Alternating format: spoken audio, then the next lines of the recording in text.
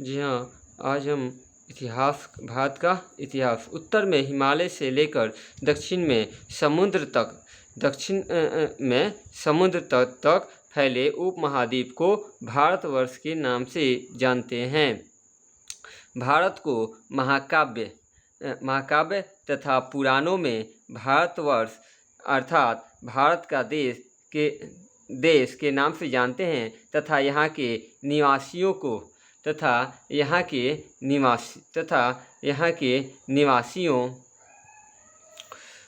को भारतीय यानी भारत की संतान कहा गया है। तो यूनानियों ने भारत को इंडिया कहा है तथा मध्यकालीन मुस्लिम इतिहासकारों ने भारत को हिंद अथवा हिंदुस्तान नाम दिया था। भारतीय इतिहास को 3 भागों में बांटा गया है।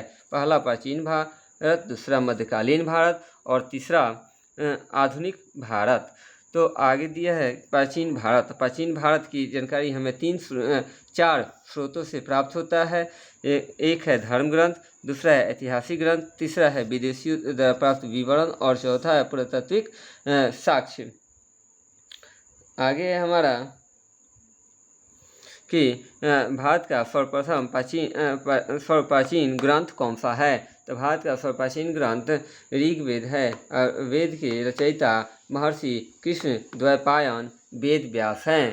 तो पूछेगा कि वेद के रचयिता कौन है, संकलनकर्ता कौन है। तो महर्षि कृष्ण द्वैपायन को माना जाता है।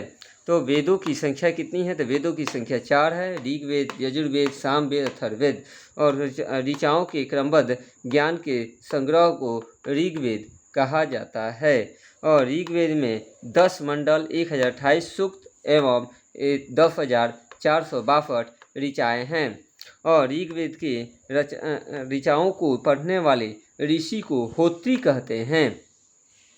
अब ऋग्वेद की रचना विश्वामित्र ने की थी। ऋग्वेद की रचना किसने की थी। तो ऋग्वेद की रचना विश्वामित्र ने की थी। और ऋग्वेद के तीसरे मंडल में सूर्य देवता सावित्री को समर्पित प्रसिद्ध गायत्री मंत्र है। आगे है ऋग्वेद के 9वें मंडल में देवता सोम का उल्लेख है। तो 9वें मंडल किसका उल्लेख है। तो देवता सोम का उल्लेख है। जी हाँ दोस्तों, तो देखिए इसके बाद आ गया ऋग्वेद में वामना अवतार के 3 पगों का वर्णन है। यानी पूछेगा ऋग्वेद में वामना अवतार के कितने पगों का वर्णन है। तो 3 पगों का वर्णन है। वह ऋग्वेद में इंद्र के लिए 250 और अग्नि के लिए 200 ऋचाओं का वर्णन किया गया है। कितने 250 और 200। ये कितने पगों का 3 पगों का वर्णन किया गया है। उसी तरह पूछेगा यह वेद यजुर्वेद गद्य एवं पद दोनों में है। पूछेगा कौन सा वेद गद्य और पद दोनों में है। तो कहेंगे यजुर्वेद। उसके बाद कहेगा सामवेद को किस वेद को भारतीय संगीत का जनक भी कहते हैं। तो सामवेद को भारतीय संगीत का जनक भी कहा जाता है। आगे है अथर्ववेद। अथर्वा ऋषि द्वारा रचित वेद है। अथर्ववेद की रचना किसने की थी। तो अथर्ववेद ने। अथर्ववेद को सबसे बाद का वेद भी कहते हैं। अथर्ववेद में जादू, टोना, तंत्र, मंत्र, रोग, विवाह, प्रेम इत्यादि का वर्णन है। पूछेगा किस वेद में तंत्र, मन, जादू, टोना का वर्णन है। तो कहेंगे अथर्ववेद। अथर्ववेद में कन्याओं के जन्म की निंदा करता है। अथर्ववेद कन्याओं के जन्म को निंदा करता है। किस वेद में कन्याओं के जन्म को निंदा किया गया है। अथर्ववेद में। अथर्ववेद में सभा एवं समिति को प्रजापति की 2 पुत्रियां कहा गया है। आगे है कि अथर्ववेद में पुराणों की संख्या कितनी है। तो पुराणों की संख्या 18 है, जिसके रचयिता लोमहर्ष एवं अथवा इनके पुत्र उग्र श्रवा को माना जाता है।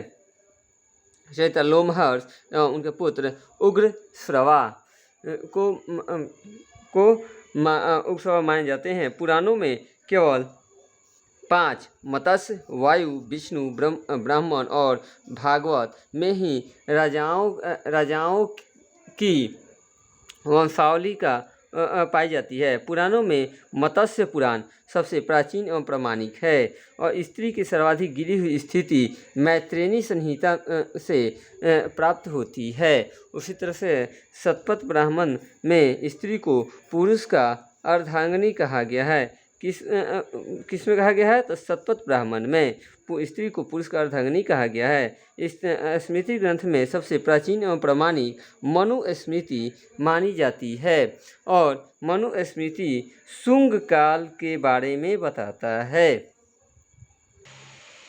जी हाँ दोस्तों, तो अब देखिए, अब इसके आगे देखेंगे कि नारद स्मृति गुप्त युग के विषय में जानकारी प्रदान करता है। तो पूछेगा कि नारद स्मृति में किस युग के विषय में जानकारी प्रदान करता है? तो गुप्त युग की। और उसके बाद है कि जातक।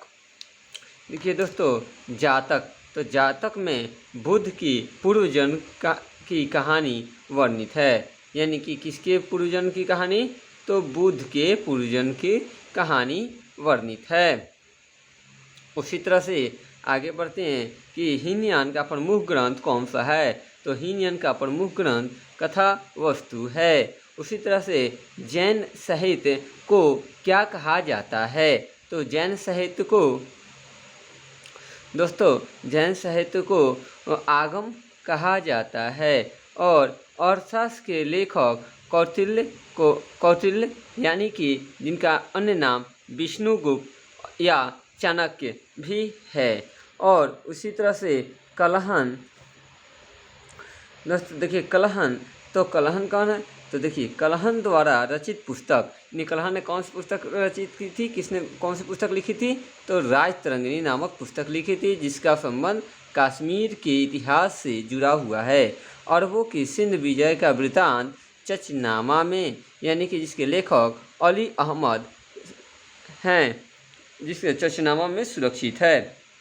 अष्टाध्यायी, तो अष्टाध्यायी का अर्थ है संस्कृत भाषा व्याकरण की प्रथम पुस्तक, और जिसमें संस्कृत भाषा के बारे में बताया गया है, जिसके लेखक पाणिनि हैं। इसके लेखक कौन है? तो पाणिनि हैं। अगला प्रश्न देखते हैं कि कात्यायन द्वारा रचित पुस्तक कौन से? तो रचित गार्गी संहिता है, एक ज्योतिष ग्रंथ है जिससे भारत पर यवन द्वारा होने वाले आक्रमण का उल्लेख मिलता है। उसी तरह से दोस्तों मेगास्थनीज, तो देखिए मेगास्थनीज सेल्यूकस निकेटर का राजदूत था। सेल्यूकस निकेटर का राजदूत कौन था? तो मेगास्थनीज था। और मेगास्थनीज ने इंडिका नामक पुस्तक की रचना की। मेगास्थनीज ने कौन सी पुस्तक की रचना की? तो इंडिका। हेरोडोटस को इतिहास का पिता कहा जाता है। हेरोडोटस को इतिहास का पिता कहा जाता है। टॉलमी ने दूसरी शताब्दी में भारत का भूगोल नामक पुस्तक लिखी। कौन सा पुस्तक? तो भारत नामक का भूगोल। अगला है फाहियान। तो फाहियान एक चीनी यात्री था। कैसे यात्री था? तो चीनी यात्री, जो गुप्त वंश के राजा चंद्रगुप्त के दरबार में, किसके दरबार में आया था? तो चंद्रगुप्त के दरबार में दोस्तों आया था। अगला देखते हैं कि ह्वेनसांग। तो ह्वेनसांग किसके काल में? तो हर्षवर्धन के शासन काल में आया था, जो 15 वर्षों तक, कितने वर्षों तक रहा? तो 15 वर्षों तक 629 से 645 ईस्वी तक भारत में रहा।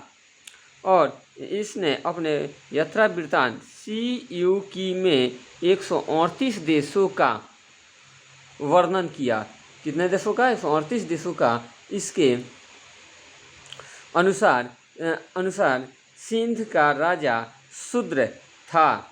और आगे देखते हैं कि ह्वेनसांग के अध्ययन के समय नालंदा विश्वविद्यालय के कुलपति आचार्य शीलभद्र थे। तो दोस्तों ये हमारा आज का वीडियो यहीं संपन्न होता है और इसके बाद का वीडियो हम दूसरे